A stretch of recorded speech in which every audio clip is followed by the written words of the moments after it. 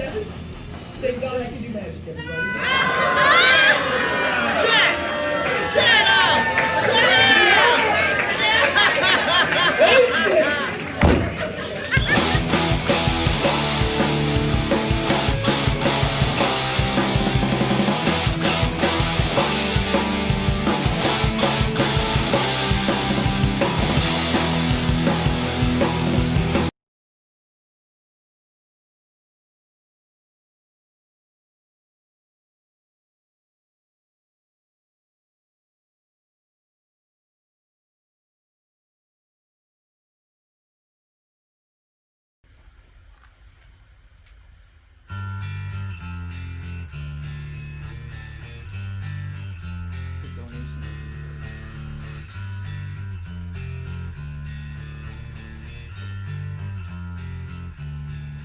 All right, ladies and gentlemen, get ready. We're going to start very soon.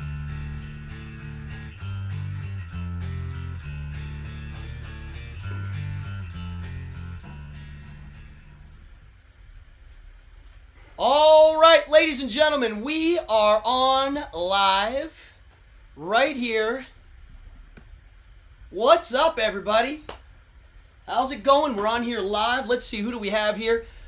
Folks, this is my first live YouTube broadcast. So here's the deal. We tested a lot of this stuff, so there might be some troubleshooting. So thank you for being here.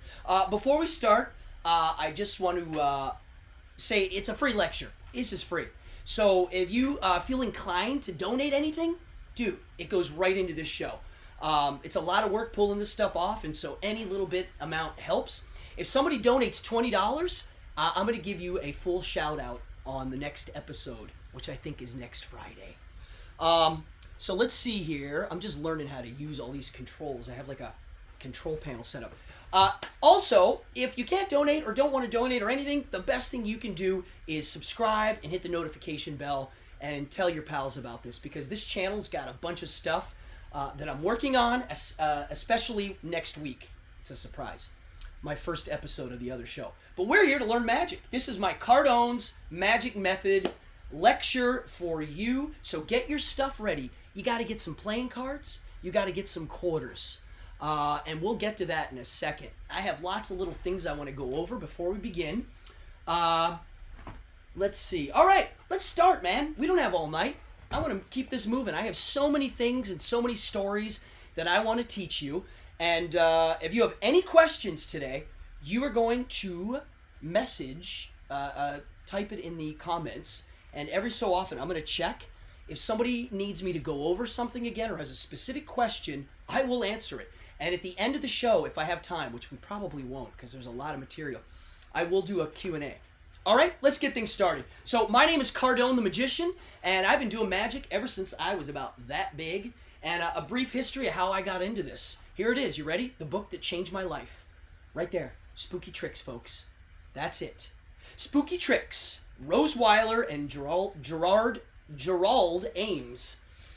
This book you can still find, but if you want to find it, get the original. It's got a trick in here that's not in the other books, and I won't tell you what it is. They took it out of the book when they reprinted it, but this book changed my life. It's literally spooky magic tricks, and I found it when I was it was like the end of my kindergarten year into first grade. This book changed my life. This is the copy my dad gave me because I was checking it out of the library so much. He just bought me a copy, and I still have it today. Then, after being in the library, I started finding the magic books, and I found, boom, these. Tarbell. The Tarbell books, there's 8 volumes, and you know what? It was like a gold mine when I was a kid. You can find these books still. They still print these.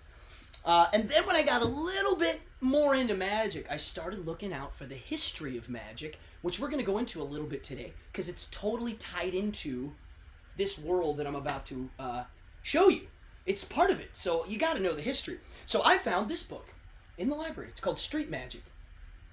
And this is basically the history of magic, because it all started outside on the street. And we'll get to the history of this magic. I'm going to talk about this in a second. The irony is the man on the cover and the author of the book ended up becoming to be a good friend. He lived down the block from me when I lived in Ridgewood, Queens. And he would come over to my house and we would magic session, and it changed my life. This man is a living legend. His name is Jeff Sheridan. So if you're watching Jeff, he's in Germany now. You are a big influence on me. So this book, if you like history of magic, find this. It's nuts. There's some crazy stuff. Now, for anybody else that wants to learn on their own, here's one of those books you got to get. It's very inexpensive. It's called Mark Wilson's Course in Magic. Look at this. It's a thick book, good for anybody. So I was a library freak. I learned in the library. There weren't many professional magicians in my hometown of Altoona, Pennsylvania. And there was one guy named Fred Becker. He might be watching tonight. And he was a super duper pro. He did cruise ships and corporate gigs. And I looked up to him as a mentor. So I didn't really have too many magic people to hang out with. And I had to figure it out on my own. So what did I do? I just started doing shows. And by the time I was in high school, I was getting jobs. And here I am. I've been working magic shows since '87. I think I joined the International Brotherhood of Magicians. I've done almost 3,000 shows. I've taught thousands of people magic. And here we are tonight. And I love teaching magic, man. When I can share with you the real secrets of this stuff and you're able to take it and do something with it, it makes me very happy. Cool. Every time I look here, I'm just checking some stuff. I got lots of stuff going on here. Wow. Let's see. Somebody here just, it looks like, is that someone subscribing? Yeah, I think someone just subscribed a few minutes ago. I don't think it popped up. Anywho, they're popping in here. So, let's talk. That's me. That's how I got into magic. It was books, and here I am. A brief history of magic. Quickly, because I think this is really important. If you go back thousands and thousands and thousands of years ago, they didn't have magic dudes like me. They had, every village, every culture, everywhere around the world had a guy that was basically the village shaman, right? And that guy did all sorts of things. He would talk to the spirit world. He would give advice. He would give you medicine, right? So imagine let's say the shaman needed to make it rain. So they would do a rain dance. He would conduct a ritual and the rain would come. Now, here's the problem. What happens when it stops raining and it goes into a drought? A real drought, and they keep doing the rain dance over and over again, and it's not working. Well, the king says, hey, I thought you spoke to the spirit world. What happened, man? There's a problem. So what did that shaman do? He overcompensated. That's right. He invented magic tricks. He would do the magic, like pulling off a finger, pulling off a thumb. You can do all of them, actually. He would do things that were superhuman to prove he had magic powers. And for many, many years, 1,000 years, another 1,000 years, these shamans would incorporate spirituality and sleight of hand technique to do what they did. And the question is, when did that stop? When did it come to a breaking point where the shaman and the religious leader went that way and the sleight of hand guy went that way? Well, when they started burning witches at the stake. That's it. It really did take a major shift.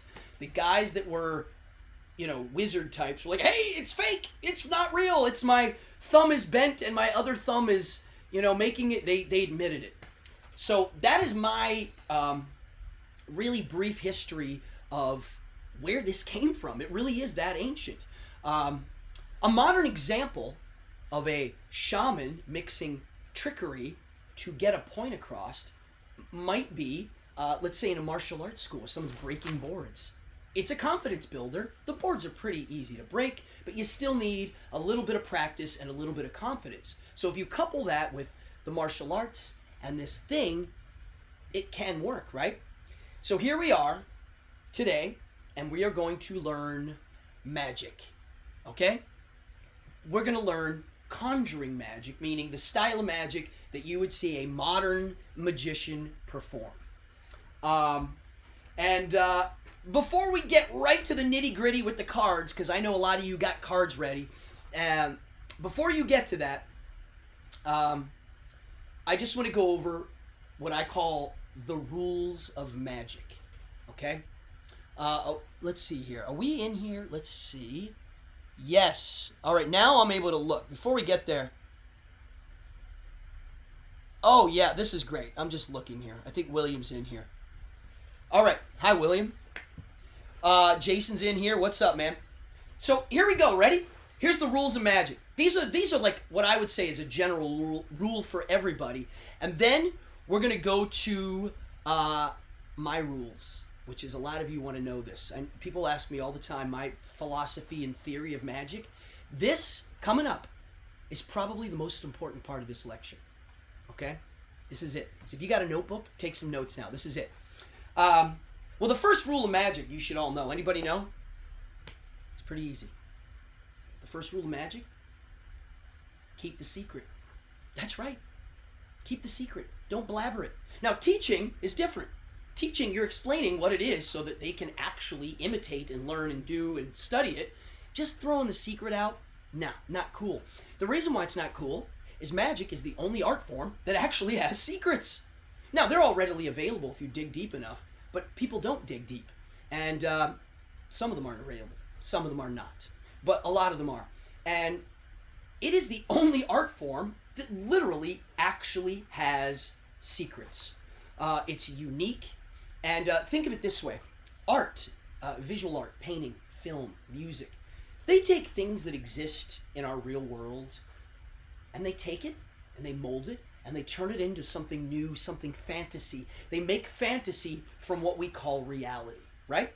Magic is the exact opposite. We take things that exist in the fantasy realm and we take it and we make it real. We make it happen in real time. And I'm going to get to that in my rules because that is where it's very important. What we do actually happens in real time. Okay? So the first rule is keep your mouth shut. Don't give the secret away. The second rule of magic. You ready? Practice. That's it. Practice. Why? Because if you don't practice and you mess up the trick, guess what? We're at rule number 1. You gave the secret away. Very simple. Don't give the secret and practice so that you don't give the secret up. Those are 2 basic rules of magic, as in its core of what it is. There's a mystery that creates wonder, and that's where it lives. That is what we do. Comedians make people laugh. We don't do that. I mean, we can, but that's not the core of what we do. Okay? So write those down. Here we go, folks. My rules of magic. And I wrote them down with some notes because there's some crazy details here, and I don't want to mess it up.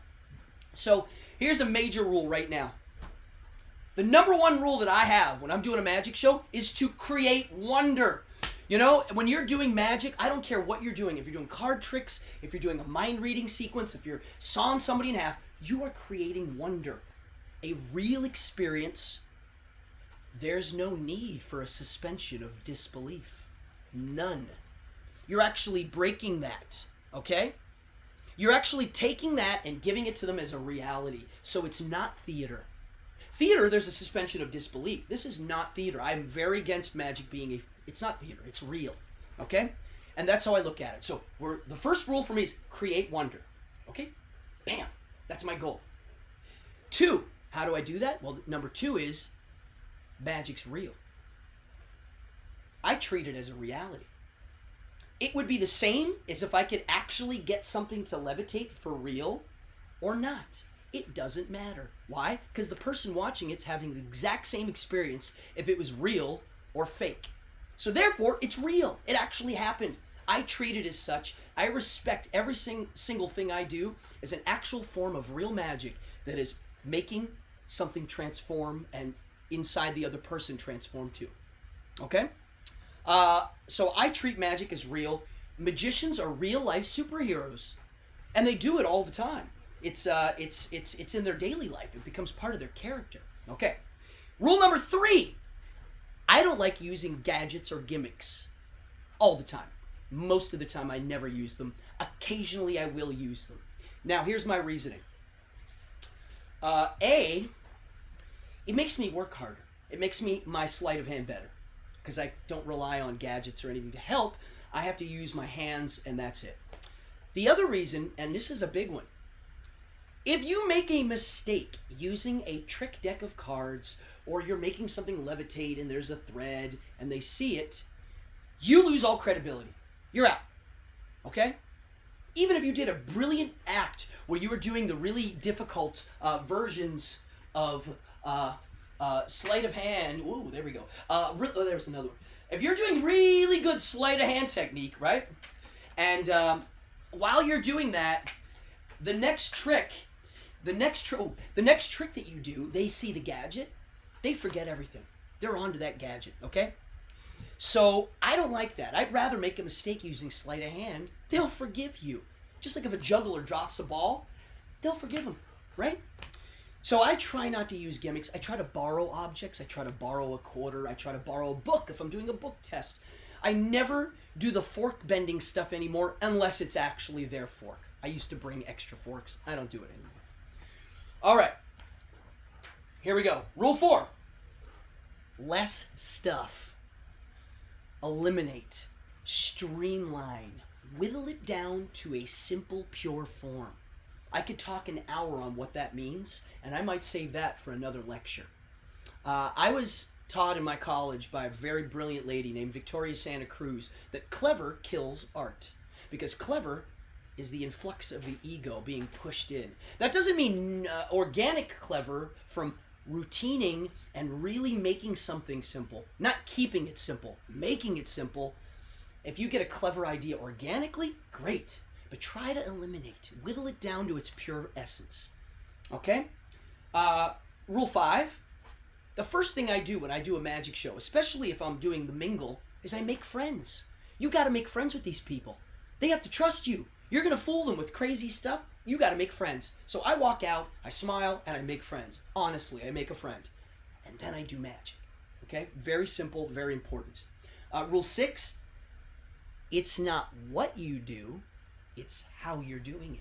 So some people think, my God, if I only do card tricks, if I only did the sawing a lady in half, I'd be famous or whatever. It doesn't matter. You could do a simple card trick that you see in my trailer. I always show my trailer. Oh, wait, let me look at this. Oh, yeah. Oh, yeah, here's somebody talking in the chats about practicing. We'll get to that in a second.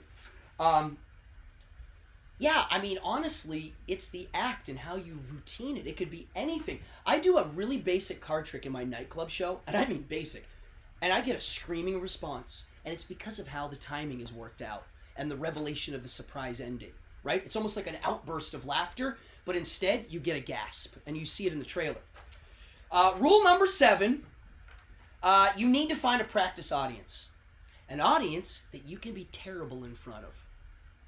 Yeah, because you're going to mess these tricks up. So you need an audience, and I have many audiences where I test material. Find that audience and practice on them. Rule 8, be prepared. Remember when I said magic's real and you're a real-life superhero? Dude, get ready. If they know you do tricks, you're going to get asked, hey man, show me that trick. That's it. You know, I once saw a really famous magician do like a talk, like a book signing thing. And someone yelled out, do a trick, and they had a really weird answer. It was kind of a letdown. Now, I would have been like, I can't really do that now. Hey, let me show you something. And then do something really small and important. Like, be ready, man. You should always be ready. Number 9, and this is going to be a funny one. You ready? Don't hang out with magicians. Now, I don't really mean, like, you can't have magic friends. But there's a lot of guys that have the bad habit of just, that's all they do is hang out with magicians, and they show each other tricks. The great Jeff Sheridan, who I showed you, this guy here, he always said, if you're going to be a professional magician, you can't work in a magic shop and hang out with magicians all day. You'll get polluted. Your ideas get circular, and you start being clever. You start to try to be clever, and that was my other rule, is don't try to be clever, okay?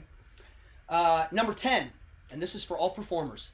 Strive for greatness, so that when you're not at your best, you're still really good. That's the secret of doing this professionally. Number 11, and we only have till 13 here. Number 11, magic is an art form. It's an extrovert art form that attracts a lot of introverts. Okay? And that's okay, but it means you have to be some sort of person that's able to give and express. Oh, I got it. Oh, really? It's not making noise. Yeah, I have a tip jar here, and someone just tipped me. Oh, wow. Thank you. Whoever that is. Yeah, the alarms aren't going off. That's okay. Andrew, who did that? Aloha. Thank you, Aloha, whoever that is. That means a lot. I was talking about extroverts. Now, if you're a shy person, you can turn that into a very great magic act. But you still have to remember, you have to communicate some way, shape, or form. So live a full life and incorporate it into your routine and your show. You know, if you're a golfer, do golf magic. You know, incorporate it in there. This is, number 12 is a little, like, I'm going to say it, but a lot of people won't get what it is, and it's for future lectures, okay? The secret moves that we learn, they have to be hidden in the routining, okay? You can have perfect sleight of hand technique, but if you really want to hide it so that it's foolproof, you have to time these things so the secret stuff is happening in off beats. It's kind of complex, and we'll save that for a more advanced lecture. And then here we go. Rule 13. Be the archetype they want. Okay? They expect you to be able to do some crazy stuff with cards. Do that. And then blow their minds and go farther. That is what creates wonder. And that's where your character comes out. Okay? So those are my rules of magic. There's 13 of them. I change them around sometimes. I have some that are more important than others. But basically, rule number 1, create wonder. And I'm going to go back to that a lot tonight, and here's why. I've seen professional magicians doing walk-around shows, mingling, because I've done shows where there's multiple people. And their magic is getting a reaction that I call humph. H-M-P-F. And what it is this. Huh. So if you're doing this cool trick and their reaction is, huh, that's bad. You can have that, but then the next 2 reactions have to be, whoa, ah, like you got to build it, right? All right. Those are my rules of magic, and I do think they're important. And I created a set of rules. Like, for instance, all my card tricks I learned, I try to do most of them with no table. Even though we're going to do some table stuff today, I try to make it so that when I'm walking around doing card tricks, I use their hands as the table. So I have my own rules, and I really try to stick to them, okay? How are we on time? All right, cool. We're getting at the, like 20 minutes in. And now we're going to get to the nitty gritty, okay? I'm going to look at my messages now. First of all, we got a new follow. Let me ask my tech guy here if any of these sound effects are working. There was some weird sound effects earlier. Oh, thank you. Eric just said he likes the stuff I do with cards. Thank you so much. Yeah, whoever's in here liking my stuff, man, thank you. Thanks for the tips, too. Okay, let's get to the nitty-gritty. If you have playing cards, get them out right now. This is the time. I'm going to show you my favorite types of cards really quick and show you how I open a pack and everything. This is Basic Magic 101. These are brand new, still in the wrapper. This is my favorite brand. You know what? I'm going to turn on my other cam now because you can see. That is my favorite brand. Tally-ho, number 9. And I like the ones that have circle backs. Why is this so darn bright? I think it's a little out of focus. Thank you, Streamlabs. Thank you, whoever that is. These are my favorite cards. The reason why they're my favorite cards is they're a little thinner than Bicycle or B. So here's how I open them. I peel the little wrapper off, right? And then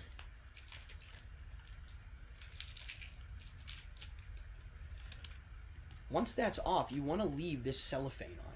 And the reason is if they get wet, it protects them. Now, I squeeze a little bit.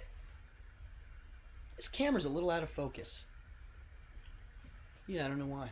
See, it's a little blurry, but that's okay. We'll fix that. See, I slightly rip it without popping it like that, and then I open it up. Now watch this. I remember when I first learned this. You take these little ears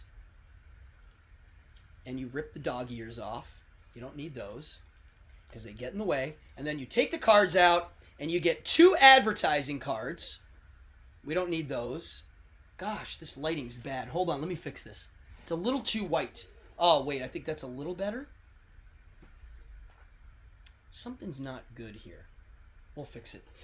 And then the other cards are the jokers. I keep these for other tricks. Oh, let's adjust the key. There we go. Okay. So now they're in new deck order. Okay? And now we're going to shuffle. So let me move the camera back up to this one. Hey, what's up? So these are in brand new deck order. And when they're in new deck order, they're really smooth. Okay? And I'm going to shuffle the heck out of these while I talk. So B cards, I do use, and I'll explain why. And I use tally-ho, these exclusively. When I'm in a nightclub working, I use the blue tally-hos. I have better luck with those in nightclub lighting. If there are red lights in the nightclub, these vanish. You can't see the red. It looks weird. So I'm going to shuffle these a bunch. Now, if you shuffle... it looks good there? Okay, cool. If you shuffle, this is the time to shuffle. I am not going to lecture right now on the art of shuffling. I will show you there's a lot of ways to shuffle. There's a million YouTube videos on how to shuffle. This is the bridge shuffle. Notice I'm doing it in my hands. No table. Then there's the overhand shuffle. Right? Then there's this shuffle, which these are brand new. Now, notice bicycle cards, you cannot do this right away. They're so stiff. These are already a little soft. Watch what happens when I do that same move with really broken in cards. Watch this. Where are my Manippy cards? Here. Oh, here, we'll use these. These are broken in. Read these. Oh, okay. Oh, we got lots of follows in there. Cool. Thank you. These are broken in. Look, I can really shoot these far because they're soft. That's not really a shuffle. But if you ever want to learn to shuffle, for real, find someone teaching this, because this is hard. This is where you take them, you split them down the middle, you thread them in the back, and with one hand, you do the shuffle. It's not easy. So shuffle your cards if you know how to. Okay, let me break these in, and then we're going to use these. Now, let me tell you something. The way I look at card magic, and we're going to start with cards because there's a million card tricks. I can do a card trick for 2 people. I can do a card trick for a giant theater. Okay? So there's 2 types. One is the pick a card, and then I find it. Okay? The second kind, or not find it, but something happens. They pick a card, they put their name on it. It's in my sock. It's in the, oh, there's lots. Oh, wow. Cool, man. Got a lot of donations. Oh, wow. Everybody's donating. Thank you, everybody. This really means a lot to me. Thank you so much. So check this out, right? This is amazing. There's another type of card magic, and that is the kind that I was doing with the fancy, the making them appear. I call it most people call it card manipulation. For me, they're 2 separate types of magic. One is pure visual, pure wondrous things happening that are hard to believe. The other one is interactive, and they both have different techniques of misdirection and sleight of hand. We're going to do a little bit of the manipulation. A little bit, because it's very hard, and that's another lecture. But let's start with the pick a card and find it, okay? We're going to start right now. So everybody get your cards out and put them in your left hand, face down, and I'm going to move the camera now, right here, like this. This is my left hand. This is the most important thing you are going to learn in magic right now. It's called dealer's grip. And notice in my left hand, my 4 fingers in the front, my 3 fingers are on the side, and my thumb and everything are here, and it keeps the deck nice and neat. It's got to be in your left hand, and I'll show you why right now. Look, they're in my left hand, and I spread them for you with my hand like this. Look, you can see the pips. These are called pips, okay? You can see them. Watch what happens when it's in my other hand. So if I'm going to do this lefty and I spread them, you get no pips. Okay? They have to be spread this way. And also for the people that like the manip stuff, if you fan cards this way, you get the pips. But if you fan them this way, you get a blank deck. And there's a way to make this look really blank if you cover like this. So, little note there. So here we go. Dealer's grip. I'm going to stand like this now. That's dealer's grip. So if I'm holding them, it's like this. All right. Now that we got dealer's grip, I'm going to teach you basic card control. Basic card control. This is it. If this is your first time doing magic, this is, for me, the root of all close-up sleight of hand magic. And even though I don't use this technique as much as I used to, there are elements of this technique that I use every day. for the last 35 years doing card magic. So I'm going to switch the cam now. Here we go. So everybody, hold the deck of cards in your left hand. Or here, let me check something here. Is there any questions? Please throw it out there. Do we have any questions? Thank you, whoever's watching. Funeral Pyre, yes. Thank you for being impressed. I'm glad I'm doing this for everybody to learn. I'm going to go through these tips, man. Chef, Smitty, thank you. Who else is in here? Got William, thank you. Aloha. Mr. Lalonde. Michael Mechanical, thank you, everybody. All right, here we go. Left hand, you're going to put your right hand out like this. You also want to make sure your elbows aren't on your lap. Even though I'm doing it like on my lap, you want to have free arms. So watch my dealer's grip hand now. You're going to spread, and then put it back and make it neat in dealer's grip. I'll do this a bunch. Watch. Notice my thumb is doing a lot of the work, and my left hand's almost like a table. Spread. Like pick a card, man. Put it back, make it neat.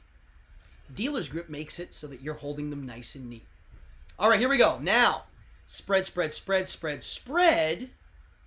Break it into two piles, keeping them both spread. Put it all back. Here we go. Spread, break, and now make your left hand back into dealer's grip, but keeping your right hand still spread out. Okay? And now ready? Put it all back and dealer's grip. Now here we go, folks. This is the secret move that I literally use every day in my life, and I don't mind teaching it because even if you know this, you're not going to ever notice that I'm doing it. So watch this. Spread, break. Make this nice and neat. Okay? The dealer's grip hand. And then when you put these back, you are now leaving your pinky jammed into the break. And I'm going to switch cameras now to show you. Look. Okay? So from the front, it looks like this. From the back, it looks like that. Now, when you do this for 35 some years, that break from the front looks like that, and from the back, it looks like that. Notice my finger's not in there. It's literally just my skin. And from years of practice, I can switch hands and put it right back in there, and you don't notice anything, okay? See? Nothing to see. So I'm going to do it many times. Let's go back. If you're wondering why this is, you're going to see in a second. Here it is. Spread. Pretend somebody's picking a card. We'll put that there. That's the card we picked. You're going to make your left hand dealer's grip hand ready. You're going to keep this hand messy, your right hand, and then you go, hey, put your card back. Let's put this card back. Let's see what it is. The Jack of Diamonds. Okay? When you put this back, you're going to keep your pinky in there. Okay? And make them neat and hold the pinky. Now, the break right here, that's the card. Okay? Now, the reason why you want these messy when you put it back is it gives you a reason to fuddle for a second and get it all lined up and organized. Right? Okay? And now that's the card. Now I'm going to switch cameras so you can really see. I'll do it up here. Watch. Spread. Break. Pretend they picked that. The King of Spades. Watch. When I put it back, there it is. There. The king is literally on the pinky. All right. Now I'm going to show you how to control it. And this is a very easy control. It's not hard. A lot of guys use this. So once your pinky is in that break, right, you are literally able to take some cards. Now, whenever you take cards off the top, this is called overhand grip because you're literally going over. You don't grab it like that. You grab it like this. And I am now cutting above the break a couple cards. Like, I don't know, half of it. And there's the break. Then I pick up everything at the break, and then I put the rest. And lo and behold, that top card is their card. Okay?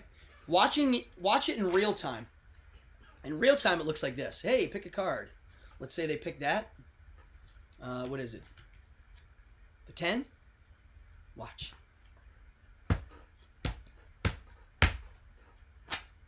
Okay? It's right there. Oh, they're moving. Look. Cool. And that's the card. Oh, it's the 10, right? There are so many different ways to do what I'm doing. This is the most basic, simple, and if you do it well, it looks like you're losing the card. And here's the crazy part. Let's say they pick that one. Okay? Make this neat. Let's see what it is. The king. They put it back. You put it back. And then you cut. Cut. There it is. Cut. And now, if you know how to shuffle, you can, you can leave it on top. Okay? You can always practice shuffling and keeping track of which card ends up on top. You can also overhand shuffle, and this is the card, right? Look, you can keep it there and shuffle. We'll go over that again later too.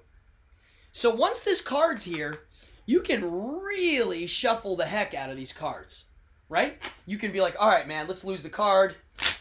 And if you do this right,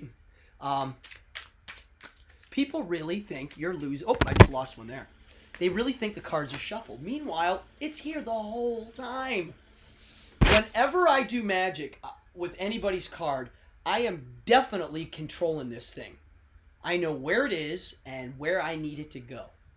The reason why this is the basis of all magic, card control, is because a lot of magic tricks, especially if you get a book on magic, it'll say have a card selected and then bring it to the bottom, or bring it to the top, or bring it to the top and palm it out.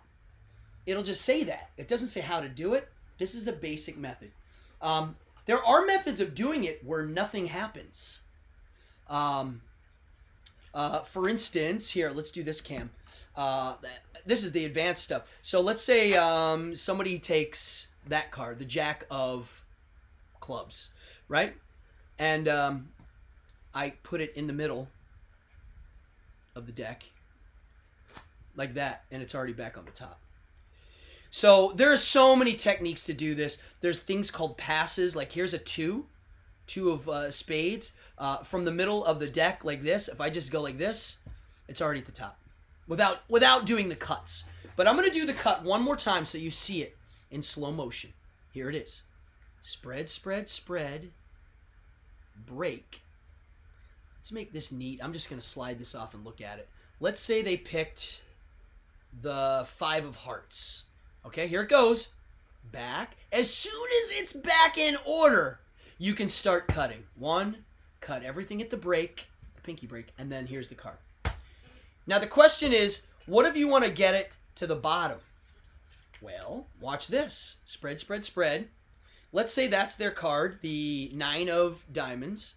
I'll take it back here, but then when I put it back, I just make the card go up here and not here. I put it here, but then I just add it to the top. Now their card is above the break. So now you cut everything because their card's already there, and then you can cut it a million times. Okay? And there's their card. Now, I gotta say this. This is not a trick. If you go, hey, your card's back there, they know that in the act of shuffling, you controlled it, right? So what do you do for a trick? Well, there are thousands of card tricks. And it's up to you to come up with a good one. But I'll give you a very simple one that I think is fantastic, especially for a beginner. This is a card trick I did in high school. I did it at the lunchroom, and I actually made money doing this every time I did it, and I'll show it to you now. Let me check my messages here really quick. Yeah, thank you, everybody. No messages, cool. Just making sure no one's wants to go over this again. So here's the trick. I'm going to switch the camera and talk, because this is great. So first you have someone pick a card, right? Let's say they pick the Jack of Spades, right?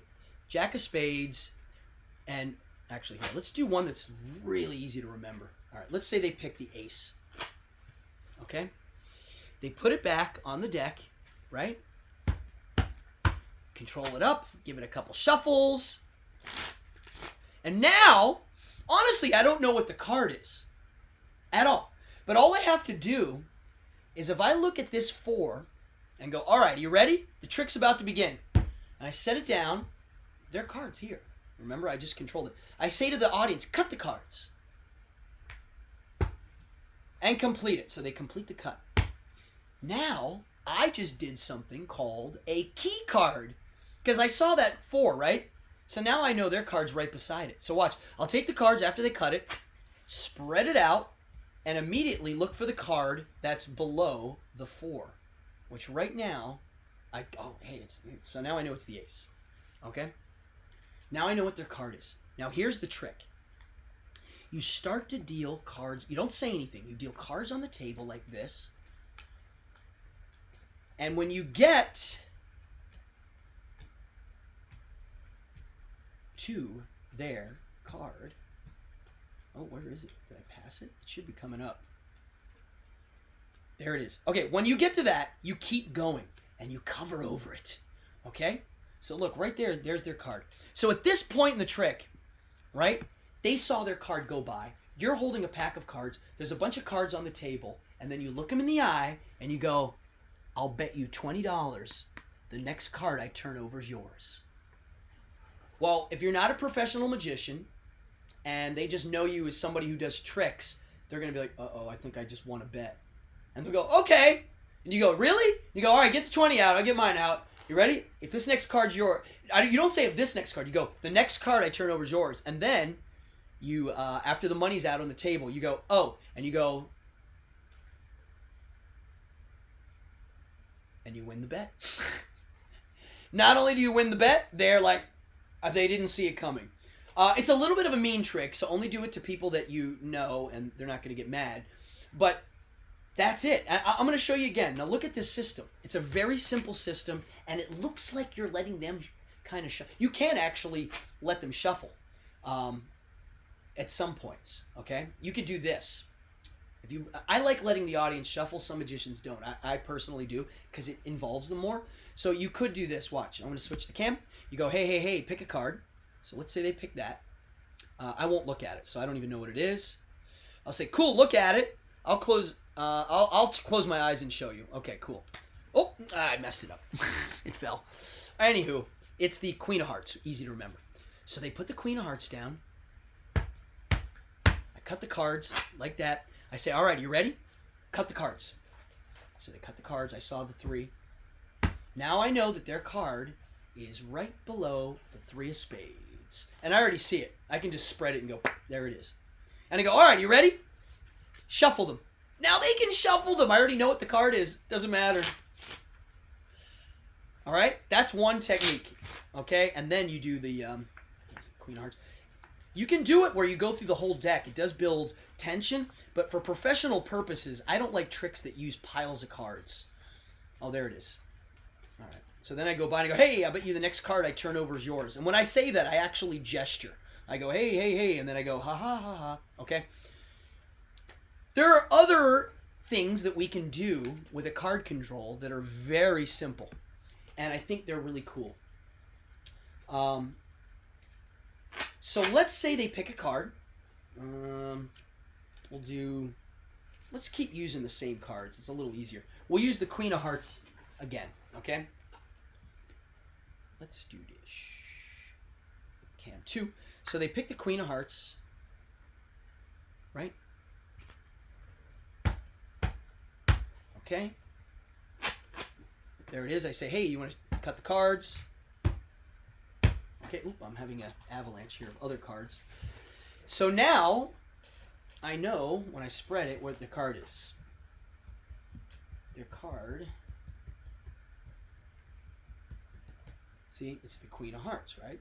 So I go, all right, here we go. Now here's what I do. I cut so that the cards are like this. And I make sure, where is it? I try to put it so that the Queen of Hearts is near the top of the pack, right? And I go, okay, 1, 2, 3, and 4. I just put 4 random cards out. I get rid of the other cards. I know that their card is this one, but I don't say anything. And I say to the audience, place your hand on any card. If they put their hand on this one, you're done. You go, hey, you got it, brother. If they put their hand on this one, you go, all right, put your other hand on a card. If they do that, the magician then slides these other ones out of the way. And then you say, all right, you ready? Lift one of your hands. If they lift this one, you scooch that out of the way.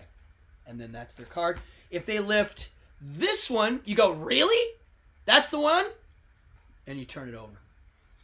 All right? This is called Magician's Choice. It's the illusion of free choice, but there isn't one. Let's say you say, touch any card. And they do this one. This is the one right here. And then you go, touch another, put your hand on another card. If they do that, you do this. You say, slide them away.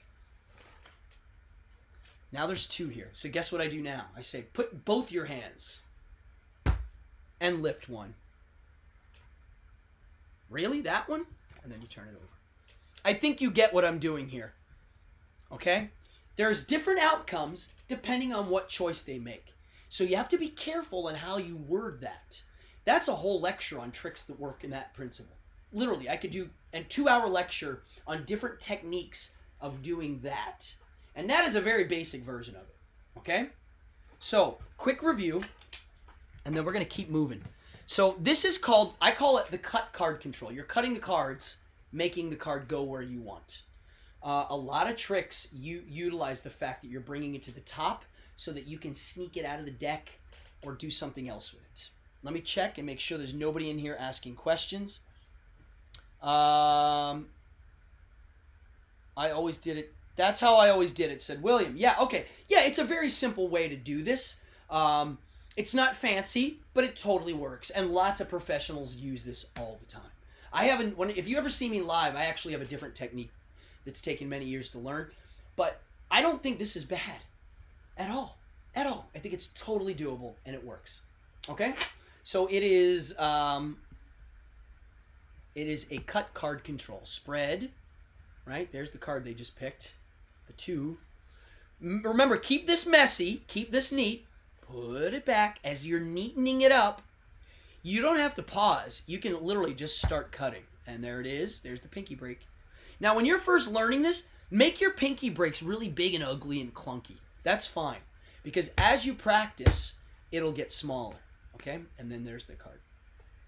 That is basic card control 101. Nothing fancy, but it works. Okay? So if you're learning magic, do that. And then once it's here, for practice purposes, shuffle, shuffle, shuffle, cut, cut. Do everything that you can to make it look like you're mixing it up, but you're keeping this here. Now, while I'm talking about that, I'm going to talk about practicing. Michael, whoever said this is awesome, thank you for saying that. And I agree. I think this stuff's great. It's meditative, it's practical, and it's really fun to learn. How do you practice? I don't tell people to practice 2-3 hours a day. You can if you want to. Being a little obsessive compulsive with things is good for magic, actually, because you want to practice in lots of little spurts. I tell people, if you do 10 minutes a day, literally just 10 minutes, I'm going to do these things, you will get really good really quick.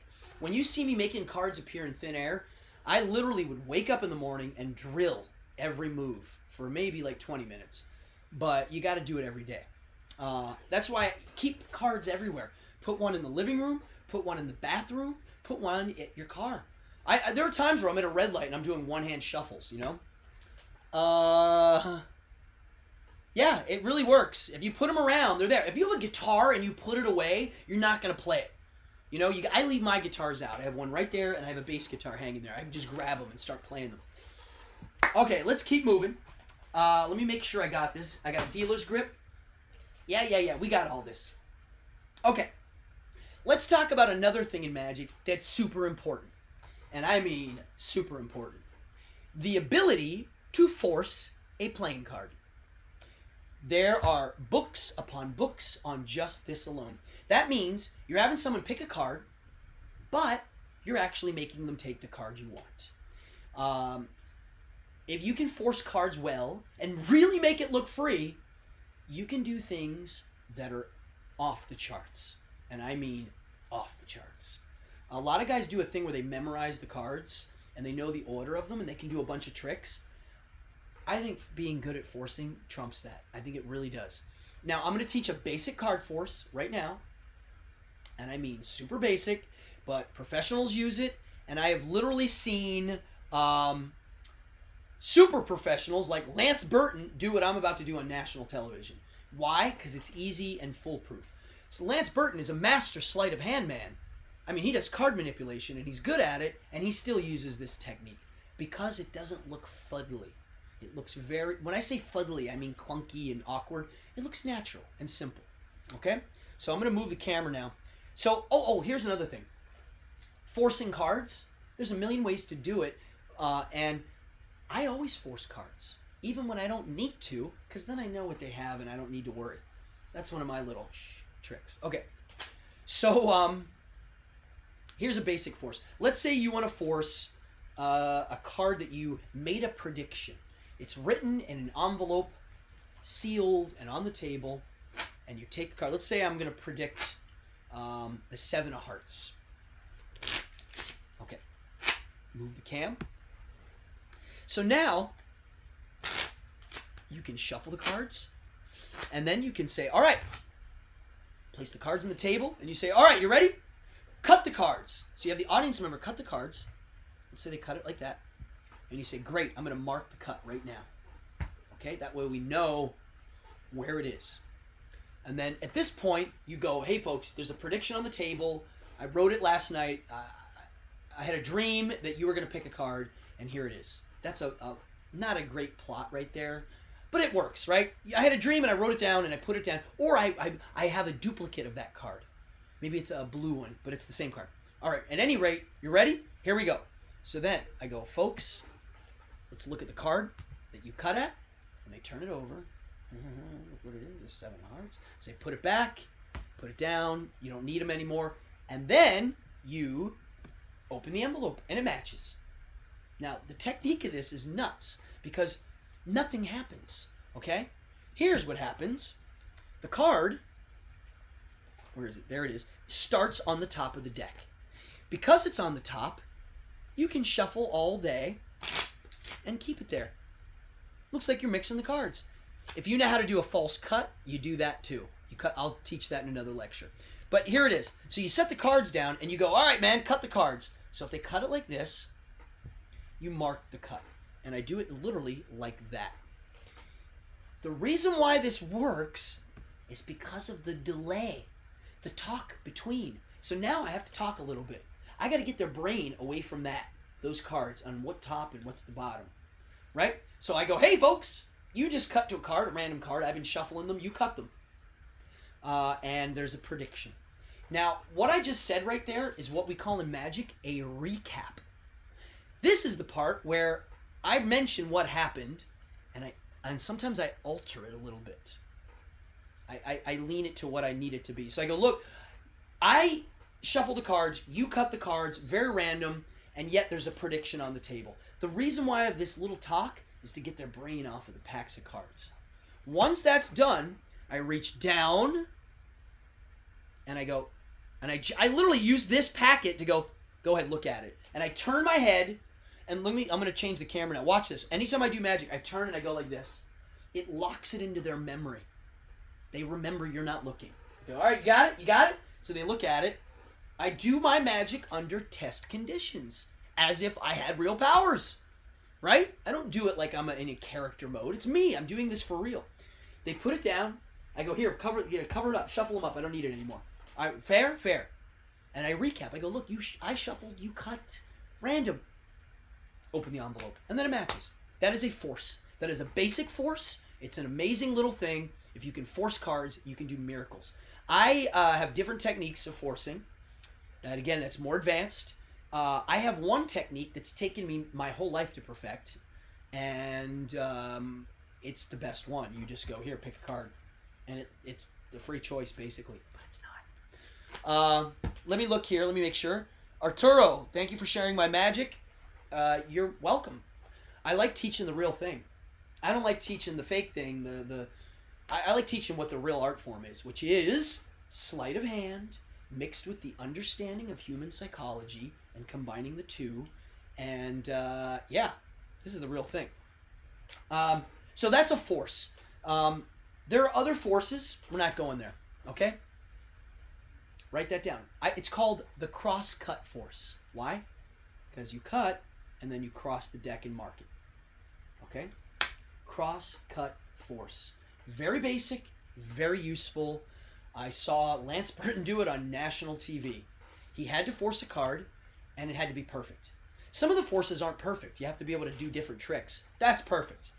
All right. Now, let's go over to card manipulation. Because some of you know me as the guy who can pluck playing cards out of thin air.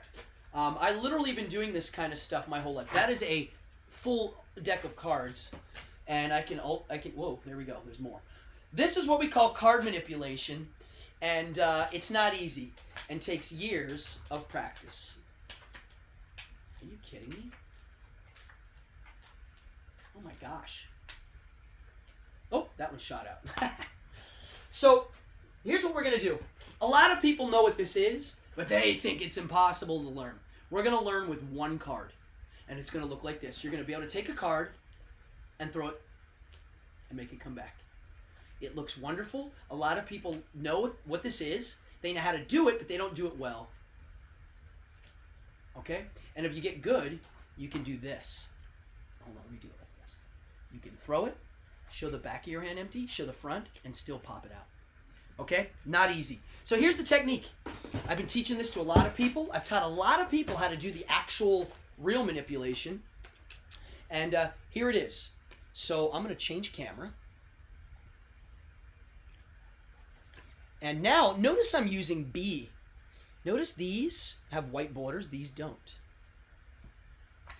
The reason is because when it's on the back of your hand, you don't see the edges. Look at that. You don't see them. How about here? I'll do this one now. Look, watch. You see the edges. Look, see the white little bump? Look, ooh, you see an edge. Red blends into your flesh for some reason. Look. Okay? So here's the technique. It says, do you use the sound of the cards when you flip through them or the feel? I don't know what that exactly is referring to, but we'll figure out what you mean here in a second. I'll answer the question. So now you're going to hold this in your right hand. Your tips of your fingers go at the edge, and your thumb holds like that. When you're doing it in a performing sense, you're facing the audience. Your hand's going to go like this, off to the side, like this. Okay? Now watch this. I'm going to come up to this one now. Watch this technique. This is my right hand. Your pinky and your forefinger leave. So you're doing Spider-Man, okay? But then you really do Spider-Man. Watch. You curl these in. So look. Okay? And then, from this position, they go here and open. Now, you have to see where to grab the card. If you grab it here and do it, you can get it really far back, and the corners are really hidden. If you grab too far up and you do the Spider-Man, it looks like that. They're sticking out the top. So this is why you have to practice doing this, okay? The way to practice this is slow. Slow motion. Let's see here. It says, your card picking is what... Oh! Well, you're about to learn, Eric, of what's the basic of this. You got to learn this first. This is the timing and everything. Watch this. So here's the timing, okay? When I do it, I do the vanish on the up. And see how my head just went up and followed it? That makes a big difference sometimes. So here it is. Watch. I go down. There's the Spider-Man starting. Up. The bring it back is actually the hardest part. The easy way to bring it back is you just close your hand. And if you do it fast, it looks like that. The way I do it, I shoot it out and catch it at the tips of my fingers. And sometimes I can really catch it at the very tip. Now, this technique, I can do it with a whole pack of cards. That's just from years of practice, and my hands are crazy strong. Look at these lumpy muscles that I've developed. Also, when you're doing these, no one uses this muscle for anything. Your pinky muscle that grabs that way, well, mine are pretty strong now. Okay? So here we go. This, split. You're rolling it. My thumb rolls it back. My thumb actually pushes it a little bit. Grab, open. And in real time, okay? It's called a back palm. It's a basic move for sleight of hand. And if you practice, you can actually get multiple ones. You can do 1, 2, you can keep adding them. 3, and then you can bring them back. The bring back, oh, that one's not good. The bring back is another lesson. That's very hard to do. And I can do a lot. And I don't use special cards. They make special cards for doing this. Hey, you don't need it. You buy B cards and you shuffle the heck out of them and you use those. And they're better because they're crispier and you can do more moves. All right? So that's a little bit of card manipulation. All right. We got about 30 minutes left. And I would like to thank everybody for being here. I got some cool stuff. Dude, we're not done. I haven't even taught you my favorite trick in this lecture. We're going to get to it in a second. We're going to move to coins. So if you have half dollars, silver dollars, or quarters, get them out. Folks, anybody out there watching, all donations go to a good cause. If you donate to this show, it goes right back into what we're doing here. There's a link in my description, and there it is. It's streamlabs.com. And it all's going into the show. I'm going to invest in this show. I'm going to take this seriously. It's basically going to be 2 different shows. One show is going to be my show called Behind the Devil's Curtain. And in that show, there is definitely going to be magic. This kind of magic. There's also going to be all sorts of other things mixed in, but it is definitely magic. The other show I do is called Boardgasm, and that is a board game show.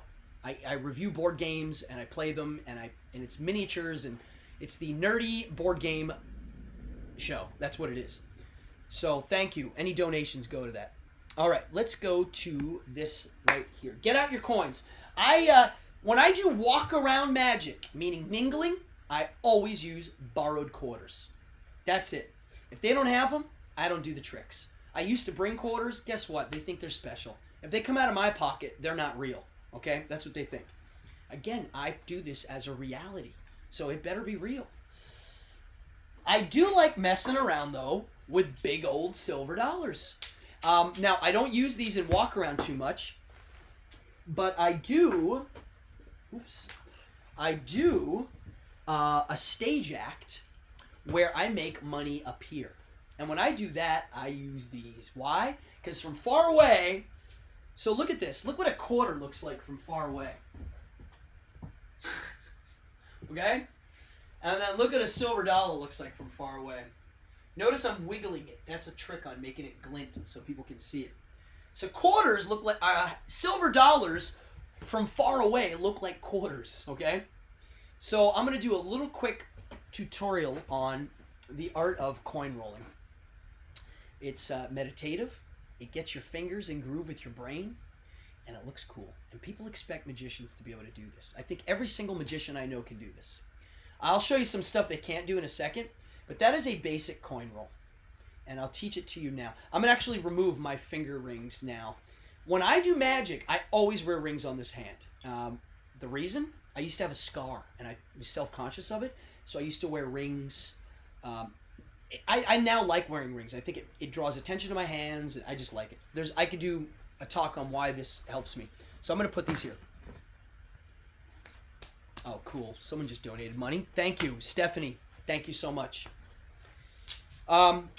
So right here, these are silver dollars, and I'm going to show you how to do coin rolls. When I'm wearing rings, I can't do it in my left hand. So put your hand out flat, not like this.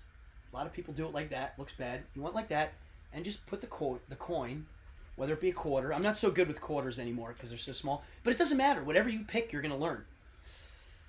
There it is, on my knuckle like that. Now look, I'm able to move around and it doesn't slide off. I've just been practicing. So now watch my other finger. It goes boop and just flips it to the next one.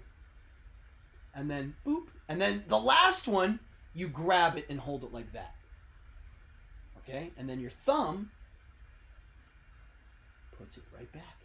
And it's a circle. And the thumb grabs it. Let me try to do it with a quarter. I haven't done it with a quarter in so long. Oh, yep. There you go. A little tiny. So there you go. Just do it over and over. It's a great meditative exercise. And learn it in both hands. You might as well. And if you get really nuts and you really like it, I can do really fast sometimes. It depends. You can learn how to do one. And then you can add another. You can bust two. I have friends that can do 4 or 5. I think Jeff McBride can do 4 or 5. Yeah. So yeah, it's cool. It's nerdy. It's fun. And then if you get nuts, you can learn how to do it this way, sideways, which is actually really hard to do. That took me a long time to learn.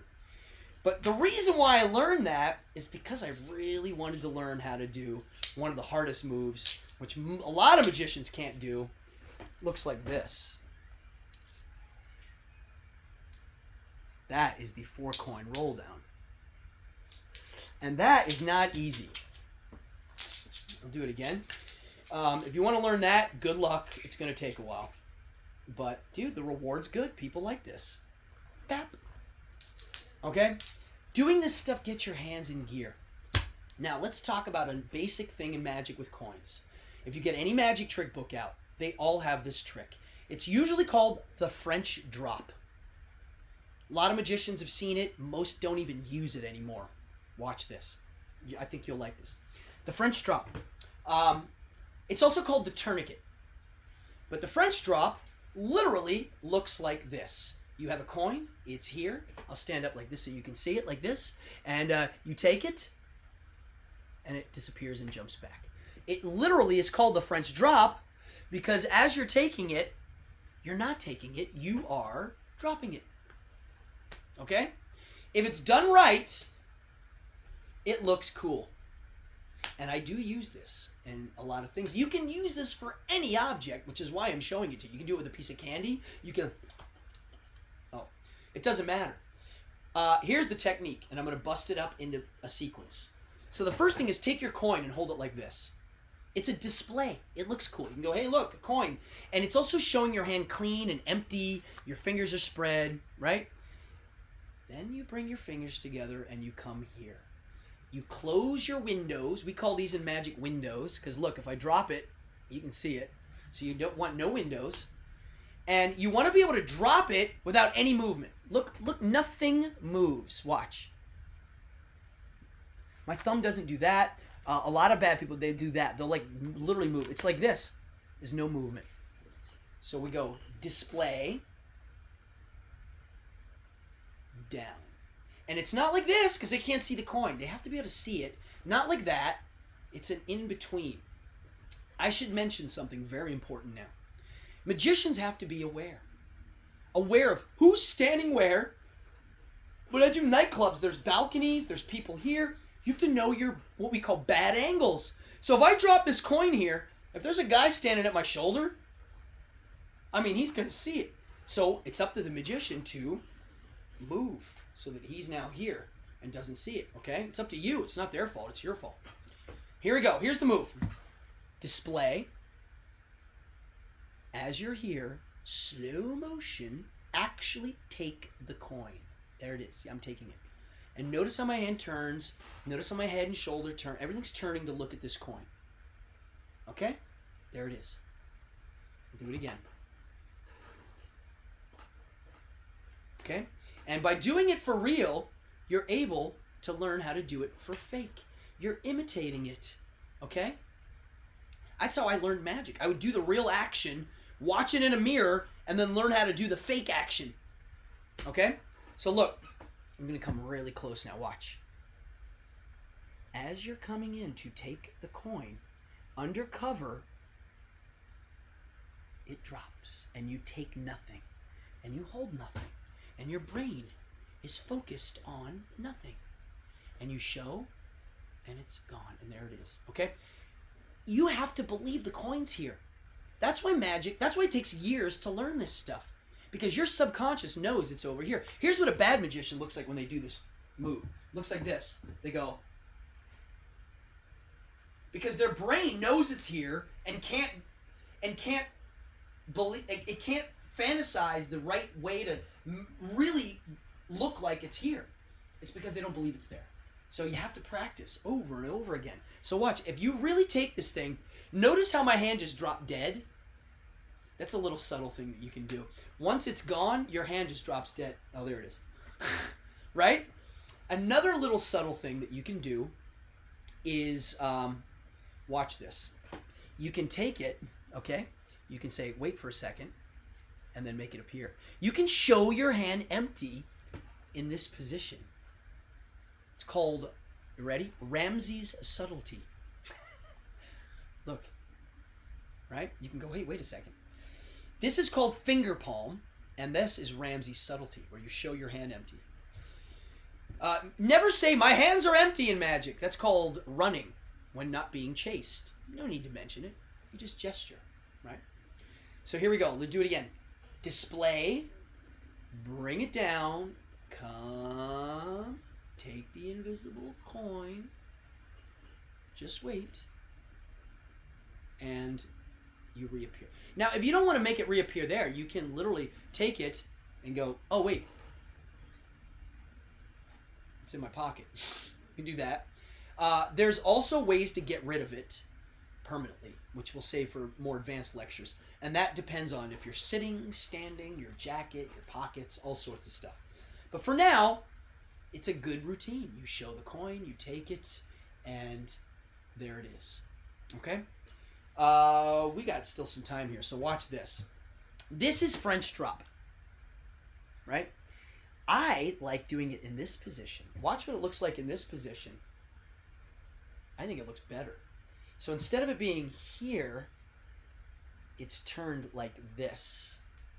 And then you can display it like that. You can go, look, folks, silver dollar, nice old silver dollar. Here, let me take this here. And, oh, there it is. Okay?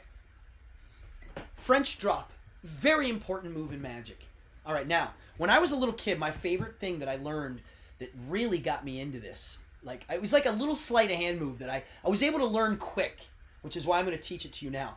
It's called thumb palm. And thumb palm is, well, this is finger palm because it's in your fingers, and it's a good palm. You can gesture, you can talk, you can kind of show your hand empty. You can pick up a can of soda. Let me do it in the other hand. Finger palm. Yeah, you can pick up a can of soda. Another palm that I think is cool is thumb palm, and here's what it looks like. Put the coin on your pointy finger. Okay? Open your hand. Rotate your hand. And put the coin in the crotch of your thumb. Here. Not like that, because they can see it. But there. This palm is fantastic. You can keep your hands looking pretty natural and empty. And you can spread your fingers. Your thumb shouldn't look invisible. That's invisible. Now you have no thumb. Or it shouldn't look too jacked like that. That looks horrible. It's a relaxed feel. You have to keep it relaxed, and you have to practice. Now, the reason why I like it is because you can also do this. You don't have to rotate it like this to do it. You can take it and go pop right in. And if you practice, you can make it look like this. You can use it as a vanish. Look. Okay? You can literally throw it. You can hear it. Hear that? Now watch. Okay? Thumb palm. The only way to learn that is to just do it over and over and watch in a mirror. You know, I would take the coin and throw it for real. I love it. It's not as hard as it looks. Let me check here. I never knew the terminology. Yeah, well, you know, it's good to learn the terminology so that when you're reading magic books, you get the language. That's why, like, some of the advanced magic trick books, you'd pick it up, you don't even know what they're talking about. It'll say, pass the card to the top, do a double lift, and double undercut it, and then out jog it so that you can do a side steal. I don't know. I just pulled that out. But yeah, like, all of those mean something very specific. So it is good to learn this terminology. So we did finger palm, we talked about. We talked about thumb palm. And then there's classic palm, which I'm not going to do too much today. If you watched my Facebook the other day, I was talking about it. Not easy. Here, I'll do a really quick demo, and then I got one more trick to show you before we go. Cam 2. Watch this. So we got 4. These are silver dollars, like straight up, okay? I'm going to put 2 in each hand, right? You got 2 in each hand. Clear as day. There's 2 there, okay? Keep your eye on these. And I'll keep them in a safe spot so you can keep your eye on them. Watch. And then there's 2 here. Okay, keep these here. Watch. 1, 2. Watch. Now they all jump over there. This kind of stuff is good. It does take a lot of practice. Empty hand, 4 coins. Okay, look. We'll put empty hand. We'll put 1, 2, 3. And then this one here we'll put and make them all jump. That's classic palming. We'll do that in another lecture. I got one more trick to show you. This is one of my pet tricks. And then I got some things at the end, and I'm going to draw the winner of the prize of the person who subscribed, and I pulled the name out, and you're going to win a prize. We'll do that at the end. But here's the trick, and I'm going to do it right now. I say, hey, who's got a quarter? So people bust out a quarter. And I say, look, I'm going to give you a marker, and you're going to write something on it that you'll remember. So let's say I'm going to put, I'll just put the letter A for my first name, Adam. Okay? Have them blow on it and dry it. And then, I'm going to roll my sleeve up for this. Watch. We'll make a little bit of a black mark there. All right, now check this out, folks. If I take this silver a quarter, and I blow on it, and I rub it on my knee, and it gets really burning hot, actually, and I push. I don't know if this is going to work. Yeah, let's see. Okay, there it goes. All right, so, all right, it's not in my hands. It's not up my sleeves. Now I'm going to keep my hands all the way down here, nowhere near my ear. Because if you look at my ear, you'll see that there's a quarter, and it is indeed their quarter. Folks, I've been doing this trick for a long time. It's in my professional repertoire. I've showed it to everybody I've done close-up magic to. I've done it for Aretha Franklin and all my celebrities. They've all seen this, and they all go, bah, and freak out. In my show, it's the setup to some other big trick. It's the beginning to get it to go to the big one. It's a fun trick, but it's not a, oh my God, it's a surprise. The next trick I do in my actual show gets the big surprise. But this one here, I swear by it. It's really fun, and it's really good. And I don't even remember where I learned it. I honestly, somebody's grandpa might have showed it to me. It's been in my head since I was a very young child. So here's the technique. You got to borrow the quarter. Oh, someone just jumped in. Oh, thank you. Michael, thank you so much. So here we go. They have to sign the quarter so they know it's the same one. Okay? Then, this is my routine. I roll my sleeve up, and I draw a line. And if I've been gigging all night and the line's been there, I still go over it and maybe make it add a little to it. Okay? The reason I do this is, there's a lot of reasons. It really makes them start to ask questions. What's going on and why? And if you can get your audience to ask questions, it's the hook. They're hooked. They're going to watch. All right? I always think about that. When I walk out on stage, I want them to be engaged and start going, why is he wearing that? What's that for? Ooh, that's interesting. You got to engage them. So then you turn your body. If this is the audience, you turn a little bit this way. If there are people sitting here, I just turn a little more. I don't worry about if they're here. They can see my ear. They're not watching my ear. Watch. I'll do it again, and you're not going to see the move. So I take it, and the secret is you hold it with both hands, and you really rub it and make it warm. Again, magic's real. Treat it real. You're making it warm. And then you bend your arm, and you put it here. Notice where my hand is, okay? Notice that this mark isn't up here. It's as far down as possible, okay? And I roll my sleeve up. I almost want them to think I stuck it in my sleeve. They're like, wait, did he stick it in his sleeve, right? So I go, rub, rub, rub, push. And I'm really pushing it into the hole. My hand's here. The second time, I do it on the second time. I go rub, rub, rub, right? And then it stays in this hand. Okay? You don't have to hide it. They're not watching. Look. Okay? As soon as it's here, I do this and I stick it in my ear. Now, here's how you stick a quarter in your ear. It could be a dime, a penny, it doesn't matter. From everybody's ears are different, but for me it's up and down. If there's kids watching, wash the quarters. Make sure they're clean. Don't stick anything in your ear that's going to get stuck. Okay? Quarters aren't going to get stuck in your ear. They're giant. Okay? A dime could. So stick to the quarter if you're a kid. You don't want anything stuck in your ear. But look, watch. It goes up and it goes down. It's like a glove. Okay? It's not going to fall out. If you don't want to do that, you can stick it in your collar and actually make it disappear permanently. But that's not as cool as this. Watch. So I go rub, rub, rub. Push.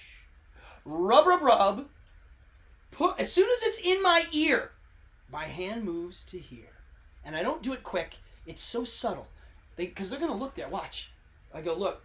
And then it's here. And I smack it a few times. And then I go, notice I'm directing their attention. Magic's not misdirection. It's direction. You're directing. You go, look, my hands are empty. It's not in my sleeves. Because that's what they're going to think. And then I turn and I go, and I'm going to put my hands low. And I say this, nowhere near my ear. As soon as you say that, they look at your ear and they, oh, okay? And then I push the back of my ear and mine pops out. Everybody's different. This trick I swear by. I swear to God, it's one of the best tricks. People freak out. It's like, oh my gosh, it's a great surprise. Remember, turn, commit. Make it really look like you're trying to put it in your arm. Never overact. A lot of magicians, when they're doing this stuff, they're overacting. Because it is a false pretense of sorts. And for some reason, they overact it. Don't overact it. Make it look real. Make it look like you're trying to do something. Because you are. You know? I don't have a name for that trick yet. I just call it coin to ear. A very basic trick. I've been working on that trick for a long time. I've studied it in super detail. The nuance to it all and the timing. It's all about the timing. The reason why I get a response is because of what I say.